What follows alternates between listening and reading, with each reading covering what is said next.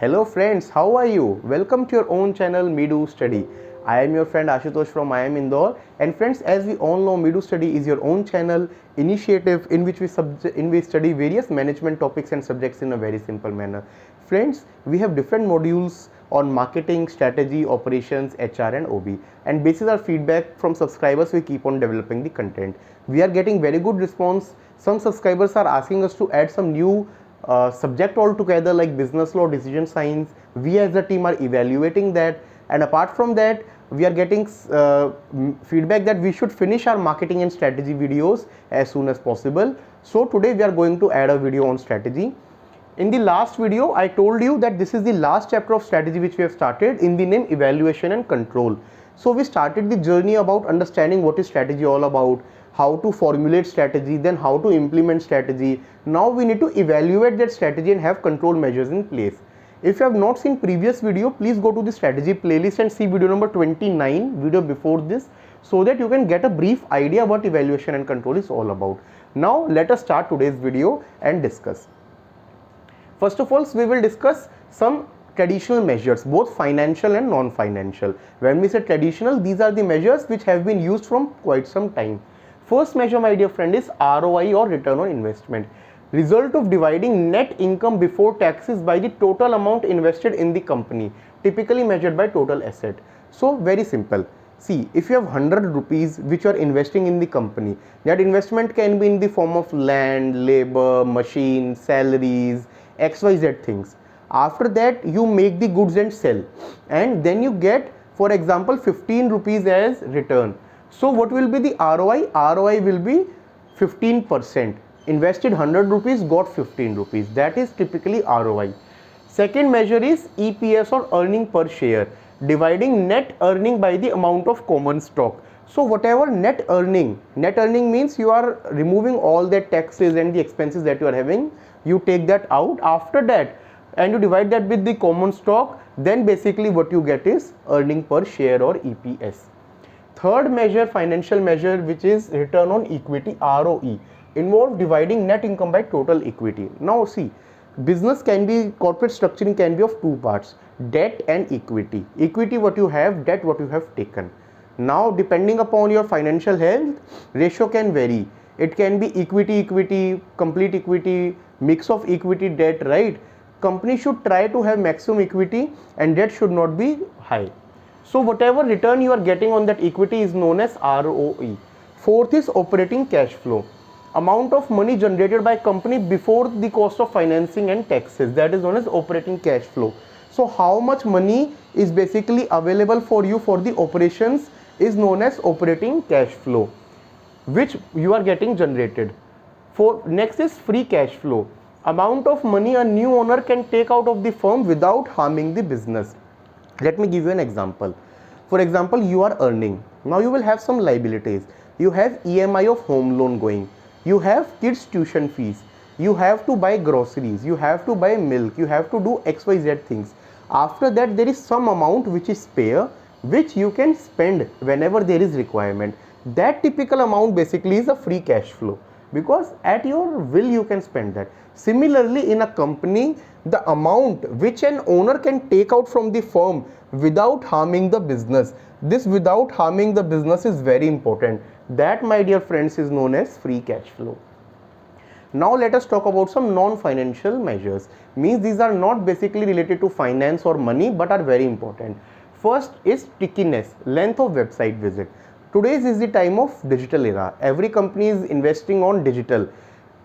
Many companies may not have today any retail outlet or any multi-brand outlet presence, but they will definitely like to have website.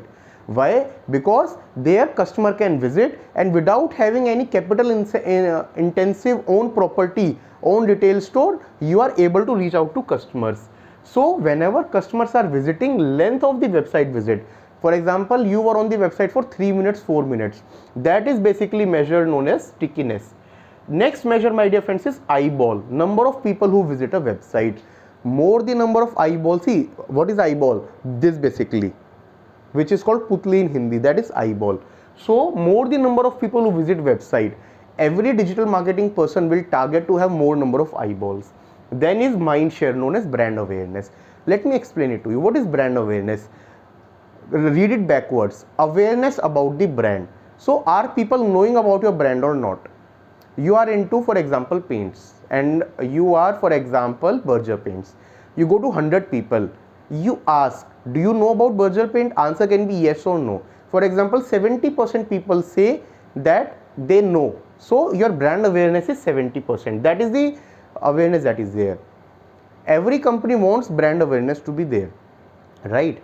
Now second way can be that instead of asking your company name, you ask people that when you think of paint, which company comes to your mind? They will tell these 2-3 companies. So that helps in calculating the mind share, that in my how many out of this whatever sample 1000 1 lakh that you did, in how many people's mind what percentage the awareness of the brand was there. So we are aware by that many number of people. That is known as mind share. Now very important concept is shareholder value. Present value of the anticipated future streams of cash flows from the business plus the value of the company if liquidated, that is known as shareholder value. So there will be some value that will be there from future flow. Every company will have receivable, right? You would have sold some good, you need to get payments. You would have given some money, you will get that back. Plus the value of company if liquidated. Today's whatever is the value. All that is basically known as the shareholder value. That is the exact value that is there. If I was to tell you it in the form of, for example, you own a vehicle, a car, for example, right? On car, this future flow will not be there, but if you are selling that car today, you will get some money, na? There will be some market value. That is basically the value if liquidated. When you may say liquidated, that means sold. Okay. This, my dear friends, is known as shareholder value. Next is economic value added. It measures the difference between the pre-strategy and post-strategy values for the business. So you are into strategy team, you implement some strategy. Always you will have some target that this was there before, this is there after, what is the gap, right? So that is the value which you are adding and is known as economic value added, that particular difference. If by implementing new strategy, if by investing that particular time you are not able to add some value to the business, then there is no use of that strategy, it went futile. So always there should be some EVA. In terms of finances, how to calculate? It is after tax operating income. After tax operating income, from the operating income subtracted tax, minus total annual cost of capital. What is the cost of capital at an annual level? You subtract that, then you get basically EVA, which is economic value added. Next is, my dear friends, MVA, which is market value added. It measures the difference between market value of corporation and capital contributed by shareholders and lenders. So basically what value you are adding, right? So there will be some money which is contributed by shareholders, by lenders, that is their capital contributed, and there is some value which is there in the company. Difference between that is MVA, what value you could add. It measures the stock market's estimate of net present value of the firm's past and expected capital investment projects. So there will be some past investments, what are the present value, and what capital investments you can get in the projects. That difference basically tells you what is the MVA or the market value added. Next, my dear friends, important is balanced scorecard or BSC. It combines the financial measures that tell results of actions clearly taken with operational measures on customer satisfaction, internal process, corporation's innovation and improvement activities, the driver of future financial performance. So what is happening here? What happening here is you are adding all the things to the scorecard. You are taking customer satisfaction also into consideration, you are taking internal process also into corporation, innovation also, and other activities also. All this basically we take and then calculate. We already have topic of balanced scorecard in our previous videos. In case you want to know more about this, you can refer to our playlist and you will get this particular topic.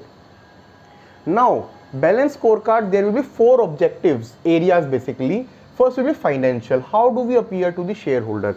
Every company, every director, MD, senior person will want that shareholder should perceive you as a good company. This is known as how do we appear to the shareholders, financial. Next is customer. How do customers view us? So how customer view us basically? Every company will want that customer should view them in a positive manner. If shareholders consider you good, but in market, in customers' mind, you have bad reputation, they are not considering you good. Even after investing a lot, you cannot get good returns. Internal business perspective, what must we excel at? Every company should have something. Apple wants to be known as innovators. Some company will want to be known as providing best service. Some will have best efficiency. Innovation and learning, can we continue to improve and create value? See, always there is scope of innovation, always there is scope of improvement. So every company should focus on the fourth pillar, which is innovation and learning. How can we continue to improve and create value for the shareholders, customers and everyone? Now in BSc, important thing is key performance measure. It measures that are essential for achieving a desired strategic option. So we have three strategic option A, B, C. To achieve them, what are the various key performance measure? That, my dear friends, is basically what balanced scorecards help us at. Friends, this is all from today's video. If there is any confusion, you can let us know. In next video, we will continue this chapter, and that will be third video on evaluation and control. If there is any confusion, you can write in the comment section or our mail ID, which is meedu.study@gmail.com. If you are liking the content, please like, share and subscribe. Thank you. Take care.